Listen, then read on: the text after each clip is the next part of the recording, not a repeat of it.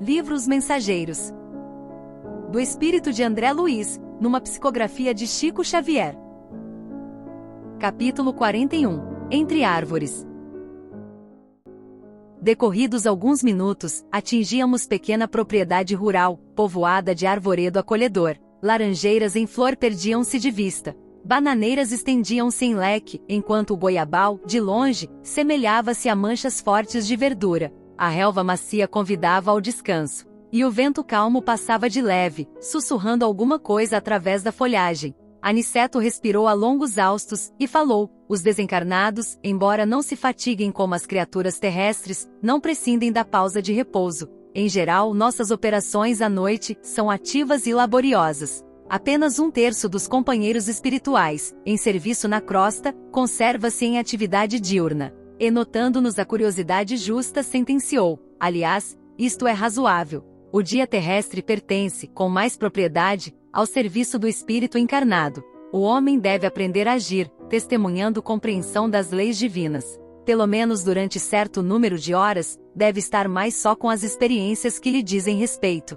Nosso instrutor amigo sorriu e observou: o dia e a noite constituem para o homem uma folha do livro da vida. A maior parte das vezes, a criatura escreve sozinha a página diária, com a tinta dos sentimentos que lhe são próprios, nas palavras, pensamentos, intenções e atos, e no verso, isto é, na reflexão noturna, ajudamo-la a retificar as lições e acertar as experiências, quando o Senhor nolo permite. Calando-se o nosso orientador, tivemos a atenção exclusivamente voltada para a beleza circundante. Aquele campo amigo e hospitaleiro caracterizava-se por ambiente muito diverso. Não mais as emanações pesadas da cidade grande, mas o vento leve, embalsamado de suavíssimos perfumes. Refletiam na bondade do Senhor, que nos oferecia recursos novos, quando Aniceto voltou a dizer: a natureza nunca é a mesma em toda parte. Não há duas porções de terra com climas absolutamente iguais. Cada colina, cada vale, possui expressões climatéricas diferentes.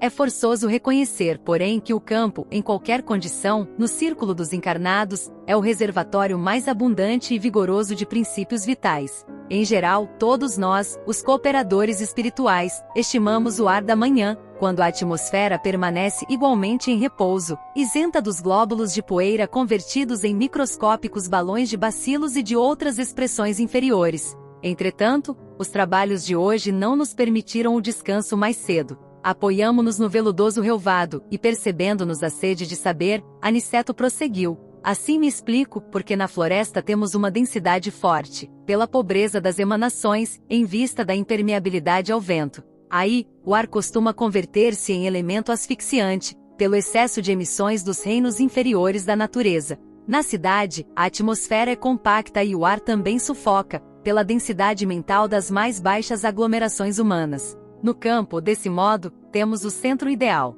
Indicando prazeroso as frondes balançantes, acentuou: reina aqui a paz relativa e equilibrada da natureza terrestre. Nem a selvageria da mata virgem, nem a sufocação dos fluidos humanos. O campo é nosso generoso caminho central, a harmonia possível, o repouso desejável. Embalados ao pio de algumas juritis solitárias, repousamos algumas horas, magnificamente asilados no templo da natureza. Com as primeiras tonalidades do crepúsculo, Aniceto nos convidou a passeio rápido pelas imediações. Reconhecia que estávamos muito mais bem dispostos. Somente depois de nos locomovermos por alguns minutos, observei que nas vizinhanças havia grande quantidade de trabalhadores espirituais. Em face das minhas interrogações, nosso mentor explicou bondosamente: o campo é também vasta oficina para os serviços de nossa colaboração ativa.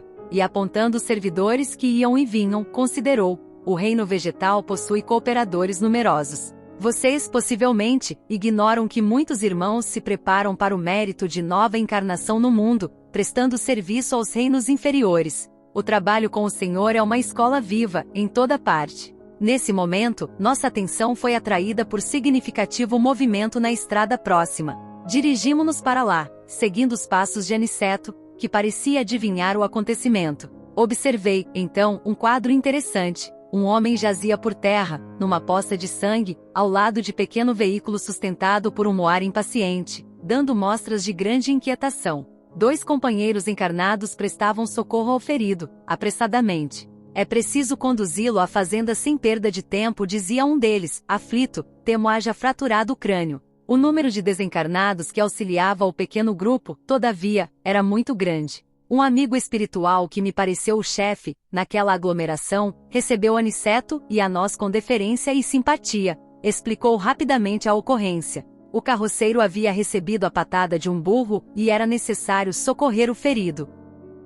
Serenada a situação, viu o referido superior hierárquico chamar um guarda do caminho, interpelando: Glicério, como permitiu semelhante acontecimento? Este trecho da estrada está sob sua responsabilidade direta. O subordinado, respeitoso, considerou sensatamente: fiz o possível por salvar este homem, que, aliás, é um pobre pai de família. Meus esforços foram improfícuos, pela imprudência dele. Há muito procuro cercá-lo de cuidados, sempre que passa por aqui, entretanto, o infeliz não tem o mínimo respeito pelos dons naturais de Deus. É de uma grosseria inominável para com os animais que o auxiliam a ganhar o pão. Não sabe senão gritar, encolerizar-se, surrar e ferir. Tem a mente fechada às sugestões do agradecimento. Não estima senão a praga e o chicote. Hoje, tanto perturbou o pobre Moar que o ajuda, tanto o castigou, que pareceu mais animalizado. Quando se tornou quase irracional, pelo excesso de fúria e ingratidão, meu auxílio espiritual se tornou ineficiente.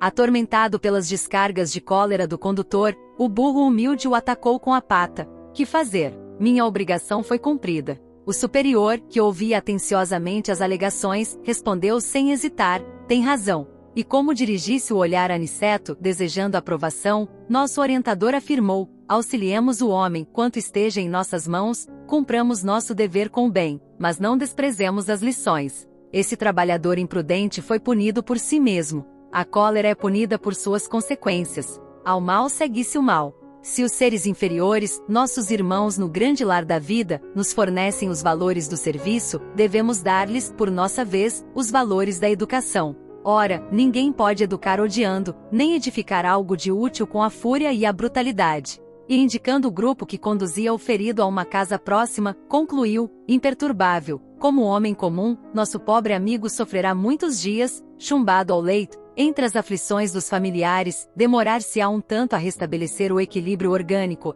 mas como espírito eterno, recebeu agora uma lição útil e necessária. Altamente surpreendido, reparei na grande serenidade do nosso orientador e comecei a compreender que ninguém desrespeita a natureza sem o doloroso choque de retorno, a todo tempo.